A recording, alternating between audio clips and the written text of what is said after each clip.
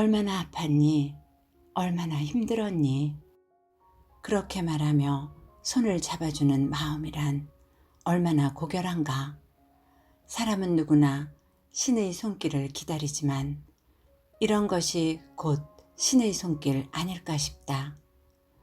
사람은 자신에 대해서는 신이 될 수 없지만 타인의 아픔에 대해서는 신이 될 수 있다. 안녕하세요. 책 읽어주는 편안한 엄마입니다. 오늘은 독서치유 상담사이자 치유 심리학자인 김영하 박사님의 힘이 되는 그림책 심리상담 마음을 안아준다는 것을 소개해 드리려고 합니다. 저자는 12살 때 기차에서 떨어지는 사고를 당해 12시간에 걸친 대수술을 받고 기적적으로 살아났습니다. 하지만 사고 후유증과 안면기형으로 열등감과 끊임없이 싸워야 했고 숱한 착오를 겪은 끝에 자기만의 속도로 긍정의 운물을 퍼올리면서 지난날 너무나 아팠던 상처를 회복하고자 상처 입은 치유자가 되어 나와 너의 마음을 안아준다는 것에 의미를 되새기며 소명을 다하고 있습니다. 이화여자대학교 국문학 학사, 동대학원 상담 심리학 전공, 서울기독대학교 기독교 상담학 박사학위를 받았으며 현재는 한겨레 교육에서 독서 및 그림책 심리 지도사를 양성, 또한 유튜브 채널 허심탕TV에서 심리학을 기반한 치유 활동과 강의 등으로 바쁜 나날을 보내고 있습니다. 오늘의 낭독이 여러분에게 따뜻한 힘이 되는 시간이 될 수 있기를 소망하며 구독과 좋아요, 알림 설정을 해주시면 감사하겠습니다. 펴낸 곳, 마음책방, 지은이, 김영하. 마음을 알아준다는 것. 그녀의 나이 36살, 벌써 10번이 넘는 연애를 했다. 단순한 사귐이 아니라 주변에서 모두 연인 사이로 인정할 정도의 곧 결혼할 거라고 말한 연애 횟수가 그만큼이다. 그녀가 공략하는 남자의 공통점은 이른바 킹카라 불리는 남자들로 잘생기고 잘 놀고 집안 배경도 좋다. 그녀는 그런 남자들을 어렵게 자기 남자로 만들고도 남자가 자기에게 푹 빠진 정점의 순간이 오면 냉정하게 이별을 통보한다. 그녀는 자신을 꽤 괜찮은 여자라고 생각한다. 자신의 매력에 자부심도 있다.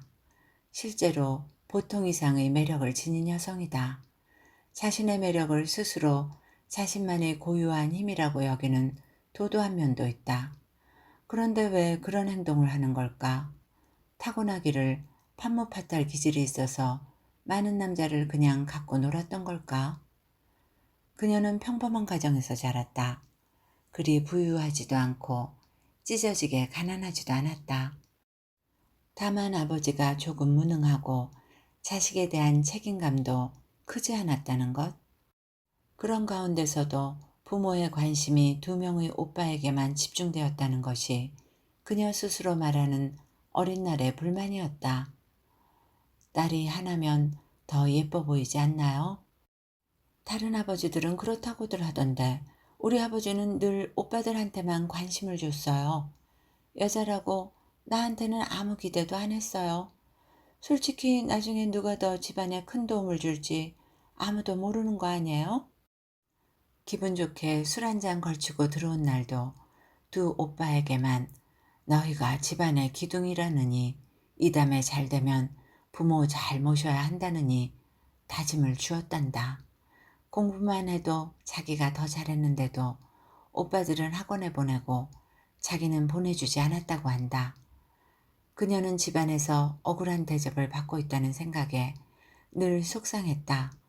그녀는 오빠들에 대한 부모의 편애를 원망하면서도 한편으로는 늘 따뜻한 관심을 그리워했다. 특히 드라마에 나오는 능력있고 자상한 아버지상에 많이 목말라 했다. 아버지가 무능력하다 보니 이 다음에 자신을 건사해줄 아들에게만 기대를 건다고 보았다. 그녀는 나에게 항변했다. 선생님, 우리 부모님은 내게 사랑을 주었다는데 왜 난 받은 게 없죠? 왜 받은 게 없어요? 이렇게 예쁘게 잘 키우셨구먼. 아니요, 내 안에는 받은 사랑이 없어요. 그 사랑이 그리워 항상 전 목말랐었다고요. 그럼 목말랐던 사랑을 받고 싶어서 잘나고 멋진 남자들에게 대시했던 거예요. 그들이 그 사랑을 줄 것 같아서. 그런 면도 있을 거예요. 그렇다면 남자가 당신을 좋아하게 되었을 때 왜 버리는 거죠? 그 사랑을 받아 채우면 되었잖아요. 글쎄요. 그녀는 답을 피하고 있었다. 당신에게 관심을 주지 않았던 아버지에 대한 복수심 같은 걸까요? 뭐 복수심까지는 그런 생각은 해본 적 없고 잘 모르겠네요. 남자를 찰 때의 기분은 어때요? 더러워요. 왜 더러워요? 당신이 차는 거잖아요. 그 남자들이 엄마 입장에서 생각해보면 당신이 참 미울 것 같아요. 그랬다. 가끔 상담하는 과정에서 감정이 전이되어 미움이 올라온다. 그럴 때 아닌 척하며 상담하기가 쉽지 않다. 그래서 나는 오히려 그 감정을 표현한다. 그것도 돌려 말하지 않고 직접적으로 말이다. 그래야 감정의 오해 없이 서로 진전이 가능하다. 솔직히 현실적으로 그 애들에 맞춰 연애할 형편이 아니거든요. 우리 집이 부자도 아니고 달리 내세울 것도 없고. 그거구나. 그녀의 당당하고 도도하기까지 한 태도가 일순간 무너지는 것을 느꼈다. 그런 거라면 처음부터 킹카들은 상대하지 않으면 되잖아요. 킹카 아닌 애들은 양에 안 차나 보죠? 네, 양에 안 차요. 버릴 때 버리더라도 킹카들이 날 좋아해야 기분이 좋지. 찌질한 애들은 처음부터 사귈 마음이 없어요. 남들이 어렵다고 하는 애들을 좋아하게 만들어야 쾌감도 더 크고요. 근데 정작 남자들이 당신을 좋아하면 현실적으로 딸려서 캥긴다는 거고요. 캥기진 않아요. 단지 그런 애들과 계속 사귀려면 남다른 노력이 필요한데 노력하는 게 싫어요. 내 남자로 만들 때까지는 어떤 노력이라도 하겠는데 막상 날 좋아한다고 하면 더는 노력할 마음이 없어져요. 내가 왜 노력까지 하면서 연애해야 해요? 어쩌면 당신은 차는 게 아니라 도망가는 게 아닐까요? 그렇게 생각하진 않나요? 대답이 없다. 왜? 내 얘기에 빈정상했어요? 그래도 난 해야겠는데. 당신은 찬다고 말하고 싶지만 지레 겁먹고 도망가는 거라고. 뭐 그렇게 말한다면 그렇다고 볼 수도 있겠죠. 어쩌면 세상의 모든 문제가 그렇다. 주는 사람과 받는 사람의 인식 차이에서 많은 문제가 생긴다.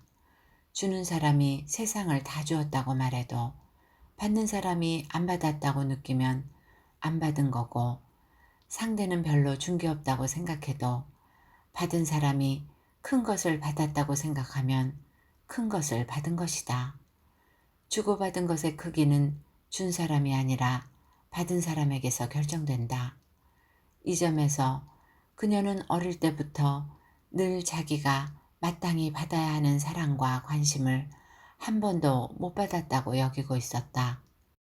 또 자신의 매력에 상당한 자부심이 있었지만 심리적으로는 자기를 작게 보고 있었다. 그 반사작용으로 남에게는 오히려 실제의 자기 이상으로 크게 포장해서 보여줬다. 킹카만 공략하는 것도 그 때문이다. 그러다가 남자들이 자기에게 끌려오면 작은 자기가 드러날까봐 미리 차단한다. 그녀 행동의 밑바탕에는 이런 심리가 있는 것이다. 문제는 그녀가 이런 자신의 심리를 정확히 알지 못한 채 수많은 남성과 맺었던 관계 패턴으로 인해 오히려 남성들이 이유 없이 버림받았다는 상처를 받게 된다는 것이다. 당신 말을 듣다 보니 자연스레 자식 가진 입장에서 생각해 보게 되네요. 만약 내 아들이 이런 사랑을 하다가 졸지에 버림받게 되면 그 애는 물론이겠지만 옆에서 바라보는 나도 많이 아플 것 같아요. 아버지를 이해할 수 없다고 했죠. 당신에게 차인 남자들도 당신을 전혀 이해하지 못할 거예요. 많이 상처받거나 분노하겠죠. 내가 뭘 잘못했는지, 무엇 때문에 싫어하는 건지 이유라도 알고 싶어 가슴이 답답할 거예요. 그리고 그런 아픔을 누구보다 이해할 수 있는 사람은 바로 당신이 아닐까요? 그녀를 반성시키고자 이런 말을 한 것은 아니었다. 나를 찾아왔을 때 그녀는 이미 지쳐 있었다. 그런 황폐한 연애는 이제 그만둘 때라는 말을 그녀는 듣고 싶었을 것이고 나는 그 말을 해주었을 뿐이다. 관계만큼 우리가 살아가는 데 있어 중요한 화두가 또 있을까? 부모 자식 관계, 부부 관계, 교우 관계, 직장 동료와 상사 등 조직에서의 관계, 스승과 제자의 관계 등 우리는 혼자 살 수 없는 사회적 동물로서 관계 맺음을 하고 있다. 이러한 무수한 관계 맺음이 원활하면 얼마나 좋겠는가. 하지만 갈등 없이는 얘기가 안 되는 것이 인생사다. 결국 건강하게 살아가기 위해서는 한 번쯤 갈등을 유발하는 근원적인 문제를 짚고 가야 한다. 그것이 우리가 풀어야 할 삶의 과제다. 태어나고부터 한 번도 웃지 않은 아기를 웃게 하려고 노력하는 왕비님의 이야기를 담은 윤지회 작가의 그림책 방긋 아가씨를 읽어보라고 했다. 그녀가 말했던 사랑을 받지 못한 억울함을 볼 수 있다. 크고 화려한 궁궐에 살지만 마음 둘 곳이 없었던 왕비님에게 예쁜 아기가 태어났다. 왕비님은 온종일 아기를 정성껏 돌보지만 이상하게도 아기는 웃지 않았다. 좋은 옷과 맛있는 요리, 재미있는 공연을 보여주었지만 아기는 웃지 않았다. 이 대목을 눈여겨보면 아하 하고 무릎을 치게 될 것이다. 왕비는 그녀가 사랑이라고 생각한 모든 것을 아기에게 주었다. 그러나 아기는 여전히 웃지 않았다. 만일 이 아기가 어른이 되어서 상담을 위해 내 앞에 앉았다면 아기는 나에게 뭐라고 하소연을 했을까 생각해 본다. 엄마가 저를 위해 참 많은 것을 해줬다고 하는데 교수님, 전 받은 게 없어요. 왕비님이 주었다는 사랑은 왕비님의 것이다. 아기에게 전달이 되지 않았으니 말이다. 아기가 받고 싶은 것은 물리적인 환경이 아니었다. 자기를 보며 웃어주고 얼굴이 발그레해질 만큼 행복해하는 엄마의 정서적 안정감이라는 것을 왕비님은 몰랐다. 양육 과정에서 이렇게 되면 아기는 자기 눈에 박힌 엄마의 근심 어린 얼굴과 표정을 상으로 찍어두고 자기 표상을 세우게 된다. 이렇게 세운 자기 표상을 가지고 대상 표상을 만들어버린 아기가 타인을 만나게 되면 어떻게 되겠는가? 양육 과정에서 양육자의 역할이 중요하다고 하는 이유는 바로 이것 때문이다. 심리학 용어로 거울 효과라는 것이 있다.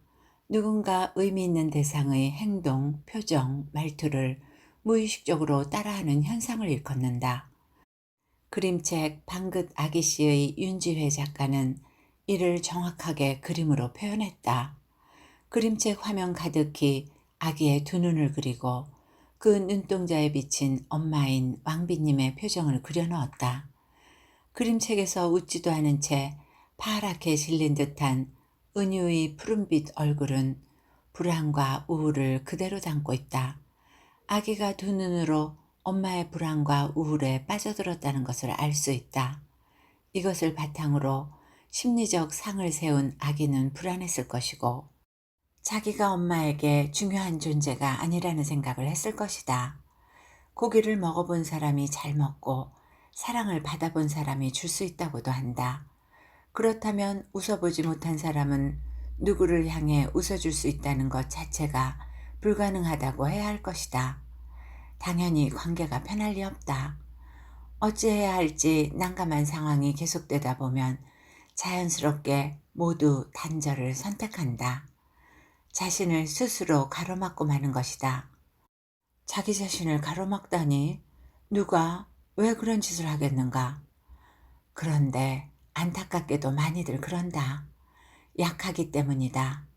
사람들은 누구나 남의 시선에 의존한다. 자기 잘못이 없는데도 세상 눈치를 본다. 잘못을 남에게 떠넘기는 게 쉽고 흔히들 그러는 것 같지만 사실은 대부분 자기 안에서 잘못을 찾는다. 착해서가 아니라 약하기 때문이다. 그러나 그런 약함 속에서도 자기를 믿고 자기 안에서 희망을 끌어올리려는 마음이 중요하다. 영국 최초의 흑인 여성 판사 콘스턴스 브리스코가 쓴 사랑받지 못한 어글리 그림책에는 다음과 같은 대목이 나온다. 이 세상에는 너를 가로막을 수 있는 사람이 딱 한 명 있어, 클레어. 이 말을 잊지 마. 내가 아냐 고르인스키에게 이 세상에 너를 가로막을 사람은 한 명뿐이라고 말했다는 걸 말이야. 그게 누군데요, 선생님? 너다, 클레어. 너를 가로막을 수 있는 건 너밖에 없어. 너는 멀리까지 나아갈 능력을 갖추고 있단다. 그냥 가기만 하면 돼. 가혹한 모멸과 학대를 받으면서도 자기를 하찮게 생각하지 않고 사랑받을 자격이 있는 사람이라고 스스로 믿었던 주인공 클레어. 클레어는 세상은 자기를 믿는 사람을 믿어준다라는 말을 가슴에 품고 일어섰다. 우리 모두 자기를 믿으며 자기 마음으로 세상을 보려 하는 사람을 신뢰하지 않던가? 그런 사람의 친구가 되고 싶지 않던가? 자기를 믿는 마음에는 힘찬 생명력이 있다. 그 힘은 주변 사람들마저 기분 좋게 감염시켜 생의 에너지를 끌어올리게 한다. 이제 그녀는 지금의 연애 패턴에서 나와야 한다. 사랑을 받은 적이 없다고 계속 푸념하며 반복적으로 지쳐가는 관계 맺음으로 시간을 허비하고 감정을 소모하고 또 종국에는 헤어지는 단절을 선택하여 더러운 기분을 느끼는 그 패턴에서 말이다. 살아가는 일은 항상 연속선상에 있다. 가끔이라도 나를 사랑이라는 감정으로 초대해보자. 그 감정 안에는 자신이 충분히 흡족할 만한 선물이 가득 마련되어 있다는 것을 알게 해주자. 그리고 나를 가로막을 수 있는 사람이 오직 나뿐이듯이 나를 사랑하고 행복하게 해줄 수 있는 사람도 오직 나뿐임을 잊지 않도록 해주자. 가끔씩 올라오는 또 다른 나. 심리학적 용어로 직면해야 하는, 그러나 직면하고 싶지 않은 이라는 표현이 있다. 무의식적으로 외면하고 회피하는 것들을 말한다. 어떤 이야기가 화제에 올랐을 때 그 이야기를 피하고 싶어 다른 화제로 바꾸려고 애를 쓰거나 일부러 익살을 떨거나 정 아니다 싶으면 자리를 피해 화장실로 가거나 하려 한다면 그 사람은 직면하고 싶지 않은 문제를 만난 것이다. 남의 어떤 의견에 쟤 왜 그러지? 하고 남들이 의아하게 볼 정도로 격렬하게 반발하는 것 역시 직면하고 싶지 않은 무언가를 밀어내는 본능적 저항이다. 아무 일도 없는데 혼자 공연히 불안감에 휩싸이거나 분노의 감정이 올라오기도 한다. 이 경우도 물론 공연히는 아니다. 주변 상황이나 분위기의 어떤 점이 자신의 옛 상처와 닿아 있기 때문이다.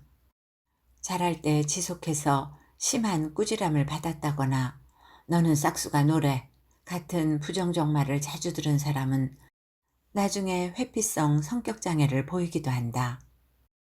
이런 사람은 비판이나 거절에 대한 두려움이 무의식에 뿌리 박혀 있어 누가 자기를 좋아한다는 확신이 없는 한 관계 형성을 하지 않으려 한다. 사회생활에 필요한 일반적인 대인관계도 잘 하지 않고 직업을 구할 때조차 될 수 있으면 사람을 만나지 않는 직업만 구하려고 한다. 스스로 사회의 부적응자라 생각하며 혹시나 조롱받는 일이 생길까 두려워 친밀해질 수 있는 관계를 미리 차단한다. 만약에 자기 자식이 이러고 있으면 부모 마음이 어떨까? 또 자기 어머니나 아버지가 평생 이러고 있으면 그것을 보는 자식의 마음은 어떨까? 정도 차이가 있을 뿐 사람은 누구나 이런 부류의 슬픈 상처를 다양하게 지니고 산다. 그게 인생이고 세상사다. 그렇다면 이런 무의식의 상처를 어찌할 것인가? 느닷없이 등장해 우리 정신을 어지럽히고 심하면 당장 중요한 일을 망칠 정도로 감정 상태를 엉망으로 만들어버리는 이런 상처를 어찌하면 좋을까? 나 자신이 초라하고 보잘것없고 무가치한 존재라는 느낌, 이 세상에 적합하지 않은 사람인 듯한 느낌, 춥고 어두운 골목에서 불 켜진 이웃의 창을 바라보고 있는 듯한 느낌이 모두 유년에 만들어졌다. 이 말을 한 김연경 작가는 심리 에세이 사람 풍경 서문에서 자기 인생에서 가장 잘한 일 세 가지를 말하고 있다. 하나는 소설가가 된 것, 두 번째는 혼자 유럽 여행을 간 것, 그리고 나머지 하나가 심리치료를 받아본 것이라 했다. 정신분석을 받을 때 꾸었던 꿈 중에 아기에게 양말을 신겨주는 꿈이 있었다. 한 가족이 어수선한 분위기에서 외출 준비를 하는 가운데 한 아기가 가족들과 등을 돌린 채 혼자 양말을 신으려 애쓰고 있고 내가 그 아기에게 다가가 양말을 신겨주었다. 아기는 2살이나 2살 반쯤으로 보였고 양말이 신어지지 않아 막 짜증이 날 참이었다. 하지만 어떻게든 그것을 신어야 한다는 당위에 눌려 짜증도 내지 못한 채 쓸쓸하고 버겁고 절망적인 심정에 처해 있는 것 같았다. 그 아기가 바로 지금의 내 모습이었다. 혼자 양말을 신으려고 끙끙대는 아기는 커다란 공구함을 준비해 놓고 혼자 못을 받거나 전선을 배선하기 위해 애쓰는 지금의 내 모습과 정확히 일치했다. 삶의 중요한 문제를 혼자 판단하고 결정할 때 가슴 가득 안고 하는 쓸쓸하면서도 버거운 느낌도 그 아기의 것과 똑같았다. 지금의 내 삶의 방식조차 2~3살 무렵의 트라우마이며 그 시기에 형성된 그대로라는 사실이 도무지 믿기지 않았다. 김연경 작가는 이 책에서 심리치료를 통해 알게 된 내면의 무의식들을 들려준다. 왜 아버지하고의 관계가 껄끄러웠는지, 왜 자기가 특정 문제에 유난히 화를 내는지 등등의 이야기다. 이처럼 트라우마로 얹혀있던 그 시절의 나가 내 안에 자리하면서 물리적으로 성장한 지금의 나를 당황하게도 하고 속상하게도 한다. 아버지에게 폭력을 당해 힘겨운 유년기를 보낸 나머지 사회적 관계가 힘들었던 30대 후반의 건강한 내담자. 아이를 낳지 않으려고요. 아니 이렇게 멋지고 건강한 분이 아이를 낳지 않는다면 이건 국가적으로 엄청난 손해인데요. 자신이 없어요. 제가 어떤 아버지가 될지. 아내와 상의는 했어요? 아니요. 저 혼자 결정한 거예요. 다행히 오랜 기간 함께 직장 생활을 하던 여성분의 따뜻한 이해와 공감에 힘을 얻어 조금씩 마음을 열고 사귀다 결혼을 했지만 아이를 낳을 자신만은 없었다고 한다. 마음속으로 결정하고 자신의 소신대로 살았으면 되었을 삶. 그런데 그는 어떤 심적 저항을 느꼈기에 나를 찾아왔을까? 아내가 너무나 아이를 원해요. 나를 닮은 아이를 너무 낳고 싶어 해요. 그 간절한 눈빛을 외면할 수가 없어요. 그의 눈에는 두려운 마음과 그럼에도 아내에 대한 사랑으로 자신이 어떻게 하면 그것들을 채워줄 수 있을지에 대한 답을 찾고자 하는 열망이 한가득 담겨 있었다. 그에게 건넨 책은 앵그리맨이었다. 노르웨이의 그림 작가 그로 달레가 쓴 앵그리맨 그림책은 읽기가 사실 만만치 않았다. 출판사 역주를 읽어보면 더하다. 보이의 집에는 아무도 모르는 비밀이 하나 있습니다. 집에 앵그리맨이 살고 있다는 것이죠. 앵그리맨은 평소에는 조용히 숨어 있다가 아빠가 기분이 좋지 않을 때면 아빠의 몸을 비집고 튀어나옵니다. 앵그리맨은 상을 뒤엎고 엄마를 밀치고 집을 부숩니다. 그리고 보이가 숨어있는 방으로도 성큼성큼 들어옵니다. 보이와 엄마를 지켜줄 사람은 여기 없습니다. 보이는 구석에서 귀를 막은 채 앵그리맨이 어서 지나가기를 기다립니다. 앵그리맨이 떠나고 집이 다시 조용해져도 보이는 안심할 수 없습니다. 앵그리맨이 언제 다시 찾아올지 모르니까요. 앵그리맨을 물리치기에 보이는 너무 작습니다. 엄마는 너무 약하고요. 주인공 보이가 처한 환경에서 어린 시절을 보낸 지금의 수많은 어른이 읽기에는 저항감을 이기기가 쉽지 않을 것이다. 이러한 심리적 저항을 염두에 두고 작가는 작심하고 다친 집안에서 벌어지는 일을 바깥 세상에 말하고 도움을 청하라고 말한다. 그래야 폭력을 당하는 피해자도 폭력을 가하는 가해자도 악순환으로부터 해방되어 건강한 가정을 되찾을 수 있다고. 책의 주인공 보이 아버지도 심술궂고 절름발이 노인과도 화해해야 한다고 표현한 대목에서 알 수 있듯 가정 환경과 양육 배경의 굴레를 벗어나지 못했고 김연경 작가가 고백했던 것처럼 어린 시절의 트라우마를 안고 자라왔다. 그러나 내면에 존재하는 자라지 못한 나를 돌보지 못한 결과 자신처럼 자신도 모르는 무의식의 횡포를 사랑하는 자식에게 전수하고 마는 어처구니 없는 죄를 짓게 되는 것이다. 처음에는 앵그리맨을 읽을 수 없다며 외면했던 내담자는 결국 그림이 많은 그림책을 한 장 한 장 넘기며 그 안에서 할아버지를 만나고 아버지를 만났다. 나아가 현실의 아버지와 그동안 하지 못했던 진정한 화해를 하고자 용기를 냈다. 쉽지 않은 상담의 여정이었다. 용기 내고 다시 좌절하고 또 용기 내고 또 좌절하기를 반복하는 무수한 시간 속에서 나 역시 보는 내내 정말 가슴 아프고 또 뜨거운 시간들이었다. 그러나 마침내 내담자의 성장하고픈 강한 열망, 자신을 믿어주고 따뜻하게 안아준 아내에 대한 사랑이 결국 한 송이 꽃을 피워내는 황홀한 광경을 볼 수 있었다. 내담자처럼 진정한 나를 찾는 초기에는 누구나 자신의 내면을 보고 싶어 하지 않는다. 하지만 두렵더라도 마주하고 탐색해 들어가야 이 여행이 의미 있게 끝날 수 있다. 그러니 용기를 내어보자. 내면에서 올라오는 저항감과 두려움에 맞서서 조금씩 한 발 한 발 내딛다 보면 어느새 두려움 넘어 참 자아를 찾고 있을 것이다.